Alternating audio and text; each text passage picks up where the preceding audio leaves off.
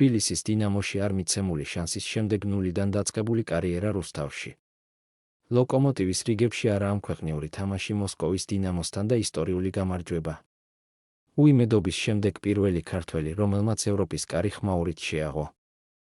იმედგაცრუებებისა და სირთულეების შემდეგ თავდაუზოგავი შრომით მოპოვებული ვალენსიის პირველი მეკარის სტატუსი.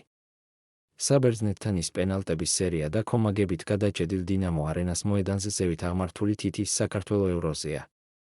29 სეივი ევროპის ჩემპიონატზე, ისევ დაწერილი ისტორია, საქართველო ევრო 2024 ის მერვედფინალშია.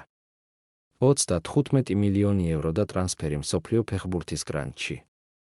პირველი ქართველი, რომელმაც წელს ენფილდის ქვეშ ლივერპულის ფეხბურთელის რანგში გაიარა. სიმშვიდის, საიმედოობისა და თავდაჯერებულობის მაგალითი.